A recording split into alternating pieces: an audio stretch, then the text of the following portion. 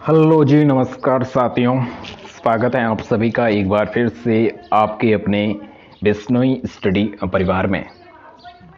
तो जैसा कि आपके स्क्रीन पर आप देख रहे हो, तो आज का जो अपना टॉपिक रहेगा, नोट्स का टॉपिक रहेगा, वो रहेगा राजस्थान के भौतिक प्रदेश। ठीक है, और ये सभी प्रतियोगी परीक्षाओं के लिए महत्वपूर्ण है। ठीक है, इस वीडियो को आप शुरू से लेके अंत तक ज़रूर देखना है। ठीक है, तो जल्दी से जुड़ जाइए और अपने दोस्तों को भी जोड़िए और हाँ, शेयर करिए अपने दोस्तों को, जल्दी से जोड़ दीजिए। हम इस क्लास को शुरू करने वाले हैं। ठीक है, लाइक कर दीजिए, लाइक बहुत कम है। ठीक है, लाइक कर दो और सब्सक्राइब तो आपको ज़रूर ही करना है। ठीक है, सब्सक्राइब कर दो। हाँ, नीचे बटन आ रहा होगा लाल कलर का, तो पहले था, अब ब्लैक कलर का आ रहा होगा। ठीक है, तो उसको दबाओ। ठीक है, कैसे भी करके, लेकिन उसको दबाना है। ठीक है, तो हम देखिए हम बढ़ते हैं आगे। अब आपने लाइक सब्सक्राइब शेयर सब कर दिया होगा, तो देखिए आगे बढ़ते हैं।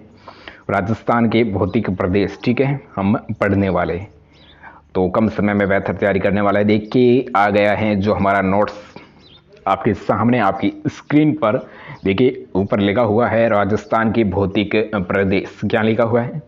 राजस्थान की भौतिक प्रदेश। देखिए राजस्थान में उच्चावास के आधार पर सामान्यतः 4 स्थलाकृति स्वरूप में बांटा गया है। राजस्थान की जो स्थलाकृति, जो स्थल की आकृति है, उसको कितने भागों में बांटा है?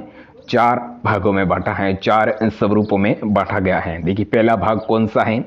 उत्तरी पश्चिमी मरुस्थल, उत्तरी पश्चिमी मरुस्थल। ठीक है, देखिए थार का मरुस्थल विश्व का एकमात्र जीवित मरुस्थल है। देखिए विश्व का एकमात्र जीवित, मतलब आज भी आपको देखने के लिए मिल सकता है। ठीक है, ये मरुस्थल, ठीक है, थार का मरुस्थल जो कहाँ है? राजस्थान की उत्तर पश्चिमी में है। ठीक है, और जो कि 33 सागर के अवशेष रूप में है। 33 सागर, मतलब प्राचीन काल में ऐसा इतिहासकारों का कहना है कि यहाँ पर जो मरुस्थल का कारण है वो 33 महासागर था। ठीक है, वो खारे पानी का महासागर था, मतलब पहले पुराने जमाने में हुआ करता था। ठीक है, तो इससे ये मरुस्थल बन गया है। ठीक है, और देखिए थार का मरुस्थल 2 देशों और 2 देशों में फैला हुआ है। देखिए कौन कौन से 2 देश हैं?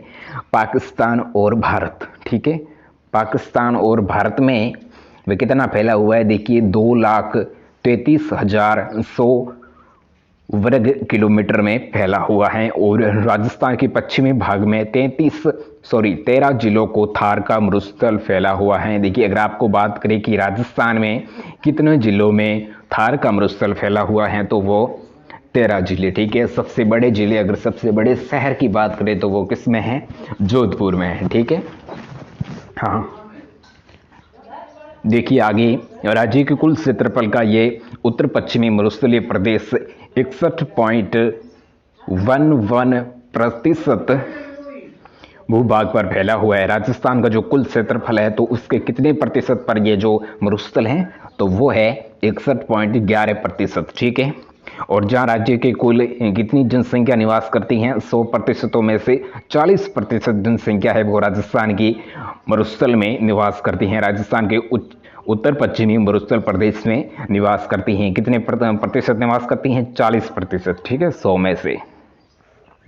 और देखिए इसकी लंबाई कितनी है? इसकी अधिकतम अगर लंबाई की बात करें तो वो है 740 किलोमीटर। ठीक है, 740 किलोमीटर। ठीक है, इसकी लंबाई है। किसकी लंबाई है? मरुस्थल प्रदेश की, मरुस्थलीय प्रदेश की। ठीक है, उत्तर पश्चिमी मरुस्थलीय प्रदेश की। हम क्या पढ़ रहे हैं?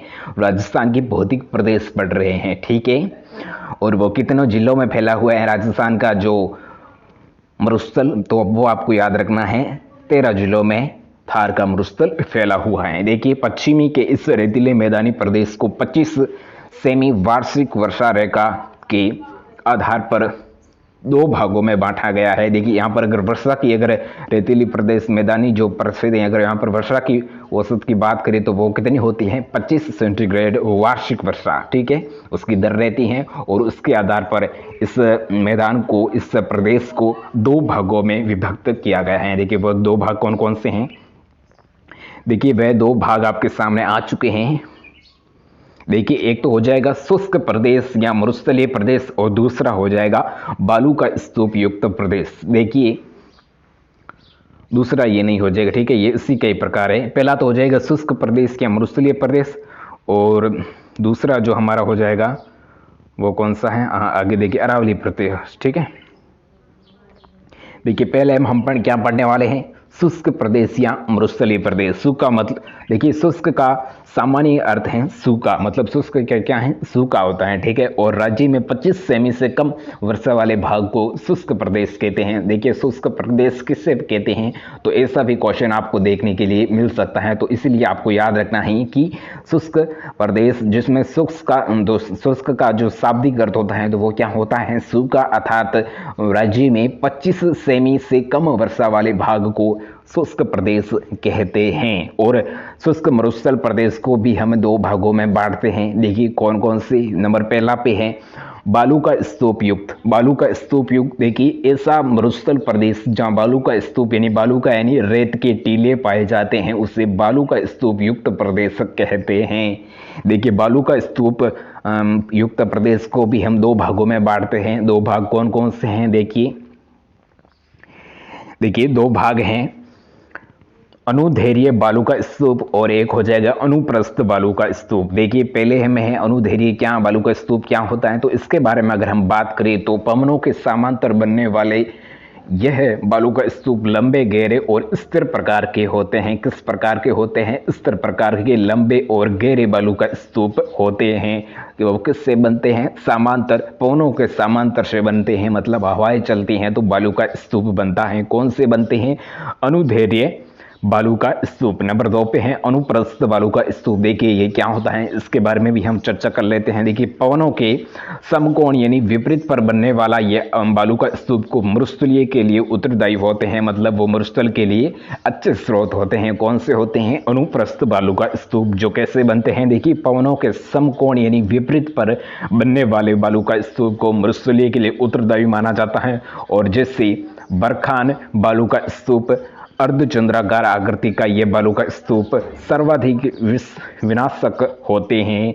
कैसे सर्वाधिक विनाशक कौन से बालू का स्तूप होते हैं, तो वो आपको याद रखना है अर्धचंद्राकार, मतलब देखिए चांद होता है गोल, लेकिन यहाँ पर पूछा है अर्धचंद्राकार मतलब आधा। ठीक है, आधा चांद ऐसा बनेगा। ठीक है, डी। और देखिए नंबर बी पे है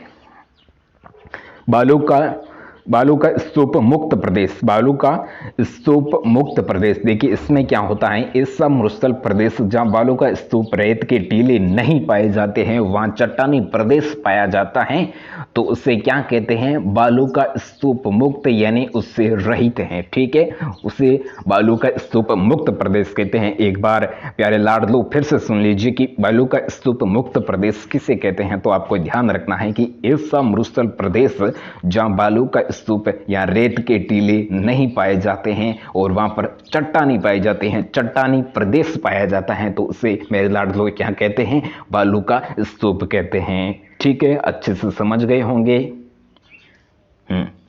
अब जो देखिए इसमें भी कितने प्रकार होते हैं, अर्ध शुष्क मरुस्थलीय प्रदेश में भी 4 भागों को हम बांटते हैं। कितने भागों को बांटते हैं, 4 भागों को बांटते हैं। किसको बांटते हैं, अर्ध शुष्क मरुस्थलीय प्रदेश यानी शुष्क का देखिए हमने पीछे पढ़ा अर्थ क्या होता है, सूखा, अर्ध यानी आधा। देखिए आधा सूखा मरुस्थलीय प्रदेश को हम कितने भागों में बांटते हैं मेरे लाडलो, तो 4 भागों में बांटते हैं। वो 4 भाग कौन कौन से हैं, देखिए नंबर ए पे हैं गोडवाड़ प्रदेश यानी लूनी का मैदान, या इसे बेसिन भी कहते हैं। देखिए लूनी नदी का प्रवाह क्षेत्र लूनी बेसिन कहलाता है। देखिए लूनी नदी का जो प्रवाह क्षेत्र होता है तो उसे हम क्या कहते हैं, लूनी बेसिन कहते हैं।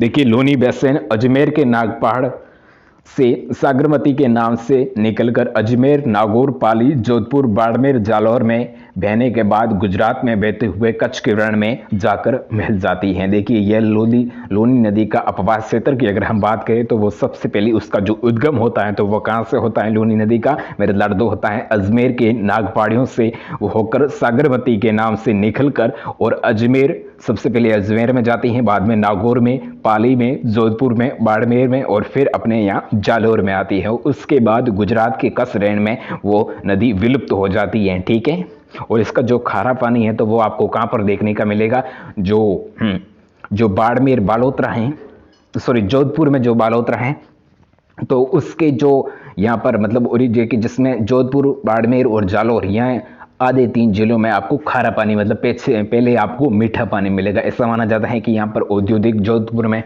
मतलब उद्योगों के बड़े बड़े कारखाने जिसमें वो कचरा उसका डाला जाता है तो वो खारा पानी हो जाता है, ठीक है। और वो देखिए लोनी नदी तो आपको यहाँ पर मिली गई है, ठीक है। और देखिए नंबर बी पे है शेखावटी का अंतर्वर्तीय जलीय प्रदेश। शेखावटी का अंतर्वर्तीय जलीय प्रदेश, इसे वागड़ या वागड़ प्रदेश भी कहते हैं।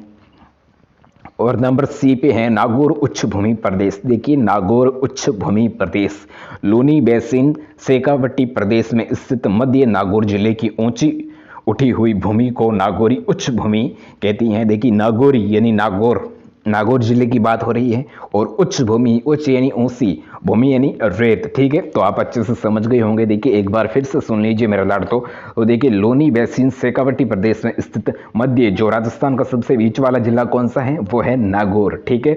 उस जिले की ऊंची उभरी हुई जो भूमि को हम क्या कहते हैं, नागौरी उच्च भूमि कहते हैं। नागौर की उच्च भूमि कहते हैं। देखिए सर्वाधिक खारे पानी की झीलें, देखिए राजस्थान की अगर हम बात करें तो सर्वाधिक खारे पानी की झीलें सांबर, डीडवाना, कुचामन आदि क्षेत्रों में स्थित हैं। सबसे बड़ी खारे पानी की झील कहाँ पर है, वो है सांबर, ठीक है। और बाद में है डीडवाना, बाद में है कुचामन, और लूण क्रंसड़ योरी बाद में हो जाएगी, ठीक है।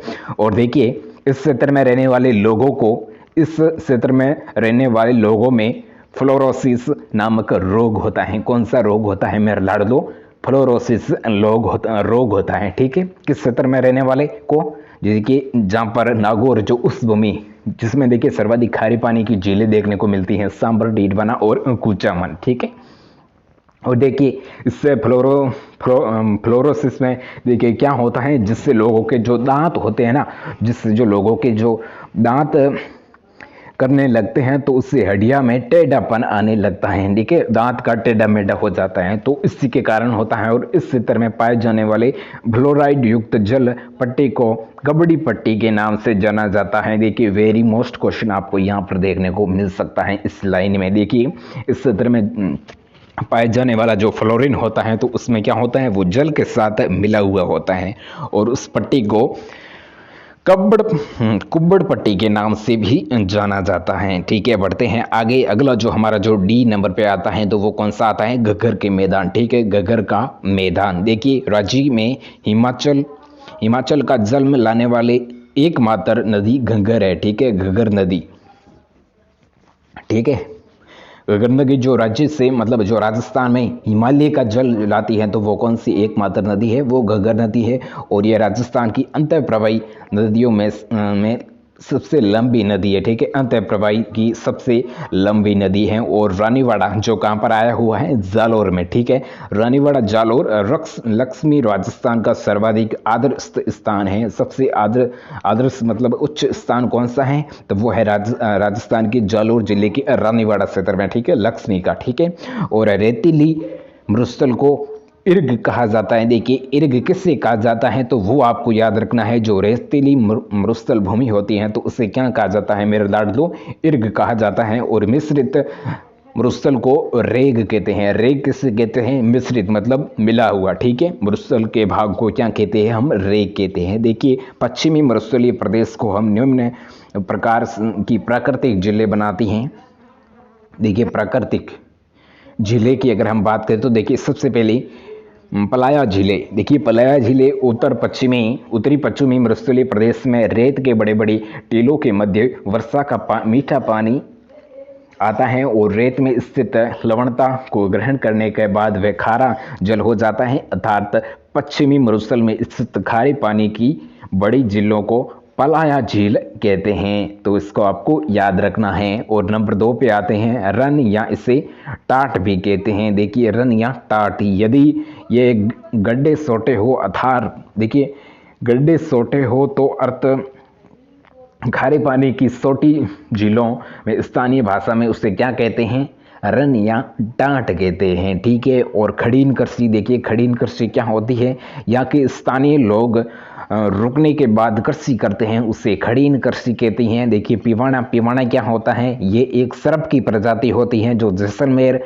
और बाड़मेर जिले में पाई जाती हैं। और खास बात यह है कि ये किसी व्यक्ति को डस नहीं मारता, बल्कि रात में सोते हुए व्यक्ति के श्वास में जहर छोड़ता है। ठीक है, ये क्या है, पीवाना एक सर्प है जो राजस्थान के पश्चिमी मरुस्थलीय प्रदेश में पाया जाता है और विशेषकर किन दो जिलों में पाया जाता है, जैसलमेर और बाड़मेर में। ठीक है, इसकी एक और खास बात यह है कि ये व्यक्ति को डस नहीं मारता, बल्कि क्या करता है, रात में व्यक्ति सोता है तो उसके श्वास में अपना जो जहर छोड़ता है। ठीक है, अगला देखिए लाठी सीरीज। हाँ देखिए लाठी सीरीज, इसमें क्या होता है मेरे लाडलो, तो देखिए लाठी सीरीज, हाँ लाठी सीरीज देखिए पाकिस्तान की सीमा के सहारे जैसलमेर जिले के पोखरण से मोहनगढ़ के मध्य 60 मीटर चौड़ी एक अरबिक जल पट्टी है और जहाँ कम वर्षा में भी सेवन घास उत्पन्न होती हैं जो काफी पौष्टिक हैं। देखिए सबसे पौष्टिक घासों में से एक जिसका नाम क्या है, सेवण घास। ठीक है, सेवण और दामन ये दो घास के प्रकार होते हैं। ठीक है, जो वहां पर आपको देखने को मिलती हैं पाकिस्तान के सीमा के सहारे जैसलमेर पोखरण से मोहनगढ़ के मध्य 60 मीटर चौड़ी और अरबिक जल पट्टी में यह सेवण घास उत्पन्न होती है और जो काफी पौष्टिक होती है और उसे क्या कहते हैं मेरे लाडलो, लाठी सीरीज कहते हैं। हाँ अगला है देखिए चंदन गांव। देखिए चंदन गांव जो जैसलमेर में स्थित चांदन गांव के नलकूप की कम गहराई होते हुए 24 घंटे मीठा पानी आता है, इसी कारण चांदन गांव को नलकूप को थार का घड़ा कहते हैं। देखिए थार का घड़ा किससे कहते हैं, तो आपको याद रखना है चंदन गांव, जहां पर देखिए जैसलमेर में स्थित चांदन गांव के नलकूप की कम गहराई होते हुए भी 24 घंटे मीठा पानी आता है, इसी कारण चांदन गांव के नलकूप को थार का घड़ा कहते हैं। क्या कहते हैं मेरे लाडलो, थार का घड़ा कहते हैं। ठीक है, आ गया समझ में। और अगला है देखिए राष्ट्रीय मरु उद्यान। देखिए राष्ट्रीय मरु उद्यान राजस्थान का क्षेत्रफल की दृष्टि से सबसे बड़ा वन्य जीव अभ्यारण्य जो कि जैसलमेर व बाड़मेर जिले में फैला हुआ है और ये नाम मात्र का राष्ट्रीय उद्यान है और इसी उद्यान में अंकलवुड फॉसिल पार्क स्थित है। कौन सा पार्क स्थित है, अंकलवुड फॉसिल पार्क। हाँ नेक्स्ट देखिए अरावली पर्वतीय प्रदेश।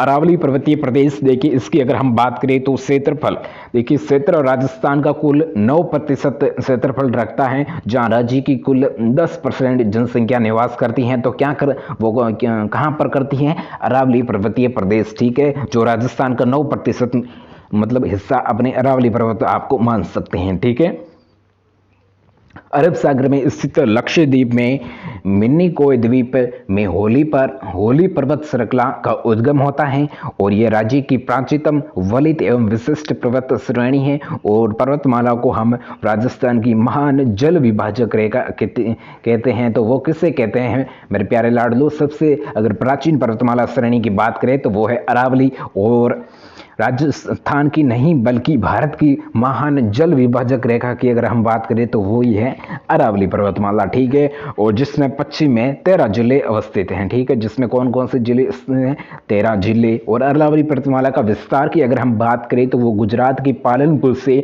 राजस्थान, हरियाणा, दिल्ली में स्थित रायसीन की पहाड़ियों तक 792 किलोमीटर इसकी लंबाई में विस्तृत है। कितनी लंबाई है इसकी, 792, जो कहाँ से होती है, गुजरात की पालनपुर से, राजस्थान से होते हुए हरियाणा, दिल्ली में स्थित रायसीन पहाड़ियों तक है और वो कितनी हो जाएगी, टोटल 992 इसकी जो लंबाई है।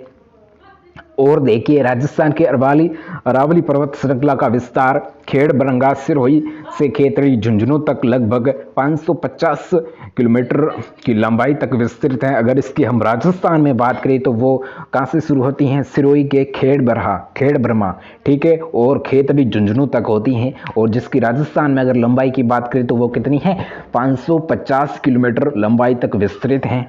और अरावली पर्वतमाला की औसत ऊंचाई की अगर बात करें तो वो कितनी है, वो है 30 मीटर। और जहां पर वार्षिक वर्षा की मात्रा की बात करें तो वो 50 सेमी से 75 सेमी औसतन वर्षा होती है। और देखिए आगे अरावली पर्वत को प्रादेशिक आधार पर हम 3 भागों में बांटते हैं। अरावली के भी हम 3 भाग होते हैं, जिसमें देखिए उत्तरी अरावली, मध्य अरावली और दक्षिण अरावली।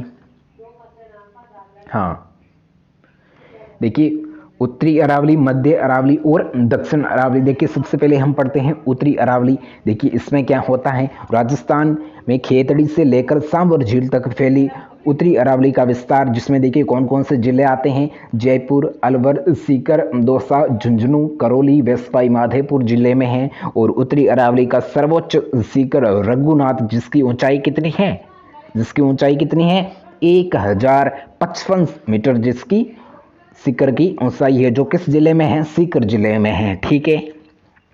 और देखिए मध्य अरावली की अगर हम बात करें, मध्य अरावली देखिए सांभर झील से टोडगढ़, अजमेर व नागौर में फैली मध्य अरावली का सर्वोच्च शिखर अजमेर में तारागढ़, जिसकी ऊंचाई कितनी है, 870 किलोमीटर 870 मीटर। ठीक है। और मध्य अरावली को ही हम देखिए, मध्य अरावली को ही मेरवाड़ा की पहाड़ियां भी कहती हैं। मेरवाड़ा की पहाड़ियां हम किससे कहते हैं, तो मध्य अरावली को कहते हैं। ठीक है। और अगली नंबर 3 पे हो जाएगी दक्षिण अरावली। देखिए दक्षिण अरावली टोडगढ़ से सिरोही तक फैला दक्षिण अरावली का विस्तार, जिसमें देखिए कौन कौन से जिले आते हैं, तो पाली, सिरोही, राजसमंद, डूंगरपुर, बांसवाड़ा, भीलवाड़ा, टोडगढ़, प्रतापगढ़, उदयपुर जिले हैं। और अरावली का अधिक विस्तार किस जिले में है, उदयपुर में है। यहाँ पर देखिए आपको वेरी मोस्ट क्वेश्चन है जो देखने को मिलता है। देखिए अरावली का सर्वाधिक अगर विस्तार की अगर हम राजस्थान जिले में बात करें तो वो है उदयपुर में। अगर सर्वाधिक कम की बात करें तो वो कौन सा है, अजमेर है। ठीक है, वो आपको ध्यान रखना है। ये 2 क्वेश्चन आपको देखने को मिल सकते हैं। ठीक, देखिए हमने पढ़ा था कि देखिए अरावली का अधिक विस्तार का वो कौन सा जिला है, उदयपुर, और सबसे कम विस्तार वाला अजमेर। ठीक है। और राज्य का सबसे ऊंचा पठार, देखिए राजस्थान का सबसे ऊंचे पठार की अगर बात करें तो वो आपको याद रखना है, उड़िया का पठार। ठीक है, उड़िया का पठार। और राज्य के सबसे ऊंचा पर्वत शिखर की अगर हम बात करें तो वो आपको पता ही होगा, गुरु शिखर, जिसकी लंबाई कितनी है, 1722। ठीक है, 1722 है। और कहीं पर आपको 1724 मीटर भी मिलती है, वो 1724 वो समुद्र तल से हैं। ठीक है। और ये औसत उसकी ऊंचाई है 722 मीटर। ठीक है। और राजस्थान का नहीं अपितु संपूर्ण भारत का सबसे ऊंचा पर्वत है तो वो कौन सा है, गुरु शिखर। ठीक है, पर्वत शिखर है तो वो कौन सा है, गुरु शिखर, जो कहां पर है, सिरोही जिले में है। देखिए नंबर 3 पर हमारा आता है पूर्व का नदियों द्वारा निर्मित मैदानी प्रदेश। ठीक है, हम क्या पढ़ते हैं, राजस्थान के भौतिक प्रदेश पढ़ रहे हैं, जिसमें देखिए नंबर 3 पे आता है पूर्व का नदियों द्वारा निर्मित मैदानी प्रदेश। देखिए नदियों द्वारा लाखर बिछाई गई जलोढ़ मृदा से निर्मित होने के कारण यह राजस्थान का अधिक विकसित प्रदेश है। देखिए जलोढ़ मिट्टी जो सबसे उपजाऊ मतलब मिट्टी मानी जाती है, तो वो कौन से मतलब नदियां लेकर उससे आती हैं, तो नदियों द्वारा लाखर बिछाई गई जलोढ़ मृदा से निर्मित होने के कारण यह राजस्थान का अधिक विकसित प्रदेश है। मतलब जहाँ पर कृषि वगैरह औद्योगिक कारखाने ज़्यादा होते होंगे तो जहाँ पर वो विकसित अपने आप हो जाते हैं। ठीक है। और देखिए इसी कारण राज्य के इस भाग में सर्वाधिक जनसंख्या निवास करते हैं। देखिए जहाँ पर उपजाऊ मिट्टी आपको होगी तो वहाँ पर देखिए लोग भी ज़्यादा रहेंगे, तो लोग क्या रहेंगे, उसके मतलब जो रोजगार मिलेगा, तो रोजगार के लिए लोग कहाँ जाते हैं, अच्छी मिट्टी देखते हैं। ठीक है, जलोढ़ मृदा, उस पर मतलब उपजाऊ खेती का जो उपजाऊ है, फसल का उपजापन है, वो अधिक देखने को मिलता है। ठीक है, जिससे किसानों को क्या मिलता है, लाभ मिलता है। ठीक है, तो जहाँ पर जनसंख्या उसके कारण सर्वाधिक जनसंख्या निवास करती है। ठीक है। और राज्य के 33.03% भाग पर फैले इस प्रदेश में राज्य की कुल 39% आबादी रहती है। और पूर्वी मैदानी प्रदेश को 3 भागों में हम विभाजित करते हैं। देखिए पूर्वी मैदानी प्रदेश को भी हम 3 भागों में विभाजित करते हैं। देखिए वे कौन कौन से 3 भाग है, माही का मैदान, बनास का मैदान और चंबल बेसिन। देखिए माही का मैदान, इसमें देखिए माही नदी का बहाव क्षेत्र कांठल कहलाता है। देखिए माही, देखिए कांठल किसे कहते हैं, ये भी क्वेश्चन आपको देखने के लिए मिल सकता है कहीं, तो आपको ध्यान रखना है। कांठल किसे कहते हैं, माही नदी का जो बहाव क्षेत्र है तो उसे क्या कहते हैं, हम कांठल कहते हैं। और माही नदी को कांठल की गंगा भी कहते हैं। देखिए यहाँ पर भी आपको देखिए क्वेश्चन देखने को मिल सकता है कि कांठल की गंगा किस नदी को कहते हैं, तो आपको ध्यान रखना है माई नदी को कांठल की गंगा कहते हैं और इससे भी कांठल कहते हैं। ठीक है। और बांसवाड़ा से प्रतापगढ़ के मध्य भाग को सपन का मैदान कहते हैं। देखिए ऐसा भी क्वेश्चन आपको देखने को मिल सकता है। हाँ तो देखिए सपन का मैदान किसे कहते हैं? बांसवाड़ा से प्रतापगढ़ के मध्य भाग को सपन का मैदान कहते हैं। और जालोर से बालोतरा यानी बाड़मार के मध्य फैले पर्वत को सपन की पहाड़ियां कहते हैं। देखिए, सपन की पहाड़ियां और सपन का मैदान। सपन का मैदान तो कहते हैं बांसवाड़ा से प्रतापगढ़ के मध्य भाग को सपन का मैदान कहते हैं, और सपन की पहाड़ियां कहते हैं जालोर से बालोतरा यानी बाड़मेर में है तो जहां से फैले पर्वत को क्या कहते हैं? सपन का पहाड़ियां कहते हैं। अगला देखिए नंबर 2 पे है बनास का मैदान, जो 480 किलोमीटर लंबी बनास की नदी जो राजस्थान की पूर्णतः बहाव और अफवाह की दृष्टि से सबसे बड़ी नदी है, तो वो कौन सी है? बनास नदी, ठीक है, जिसकी लंबाई कितनी है? 480 किलोमीटर, ठीक है। और बनास नदी जो राजसमंद जिले से खमनौर की पहाड़ियों से निकलती है। देखिए, बनास नदी का जो उद्गम होता है तो वो कहां से होता है? बनास नदी का राजसमंद जिले के खमनौर की पहाड़ियों से निकलती है। और नंबर 3 पे है देखिए चंबल बेसिन। चंबल बेसिन, चंबल नदी के बहाव के क्षेत्र को चंबल बेसिन कहते हैं। और राजस्थान की सबसे लंबी नदी है तो वो कौन सी नदी है? चंबल नदी है। और सबसे अफवाह की दृष्टि से सबसे बड़ी नदी की बात करें तो वो है बनास नदी, ठीक है। और बनास नदी का उद्गम कहां से होता है? खमनौर की पहाड़ियों से होता है राजसमंद में। देखिए, राजस्थान की सबसे लंबी नदी है तो वो कौन सी नदी है? चंबल नदी, ठीक है। और देखिए, इसे राजस्थान की कामधेनु भी कहते हैं। तो कामधेनु किससे कहते हैं? चंबल की। देखिए, नंबर 4 पे आता है बाणगंगा का मैदान, जो NH 11 पर बहने वाली बाणगंगा नदी के बहाव क्षेत्र को बाणगंगा का मैदान कहते हैं। और नंबर 4 पे आता है दक्षिण पूर्व उत्तरी प्रदेश। देखिए, ज्वालामुखी के लावा से निर्मित ऊंचा उठा समतल मैदान को मैदान पठार कहलाता है। और यह क्षेत्र राजस्थान के कुल 6.89% में रखता है, और जहाँ राज्य की कुल 11% जनसंख्या निवास करती है। और इस पठारी प्रदेश को भी हम 2 भागों में बांटते हैं। 2 भाग कौन कौन से है? विंध्यन कंगार, जिसमें देखिए और विंध्यन कंगार और हरदोई का पठार, इसे दक्कन के पठार के नाम से भी जाना जाता है। देखिए, विंध्यन कंगार जिसमें धौलपुर से करौली व सवाई माधोपुर से बूंदी, भीलवाड़ा, चित्तौड़गढ़ होते हुए प्रताप तक फैले पर्वत को हम विंध्यन कंगार कहते हैं। और हरदोई के पठार देखिए, जिसमें दक्कन पठार भारत में स्थित चीनी प्रायद्वीपीय पठार को एक हिस्सा प्रदेश है, जिसे विस्तृत से हम मालवा का पठार कहते हैं। और ये देखिए, इस मालवा पठार के अलावा पठार का कुछ हिस्सा राजस्थान में 4 जिलों में, जिसमें 4 जिले कौन कौन से हैं? बारां, बूंदी, कोटा, झालावाड़ में विस्तृत हैं। और यहाँ पर प्राचीन काल में चौहानों का साम्राज्य था, और इसी कारण हाड़ौती का पठार कहते हैं। देखिए, हाड़ौती का पठार मतलब पहले प्राचीन काल में किसका साम्राज्य था? चौहानों का, ठीक है। तो इसलिए हम हाड़ौती का पठार या दक्कन का पठार कहते हैं। तो आपको वीडियो कैसा लगा? लाइक करिए, वीडियो होता है यहाँ पर एंड, और आपको कर दीजिए सब्सक्राइब, अपने दोस्तों के साथ कर दीजिए शेयर। देखिए, हम मिलते हैं किसी वीडियो के नए टॉपिक के साथ, तब तक के लिए जय हिंद, जय भारत, वंदे मातरम।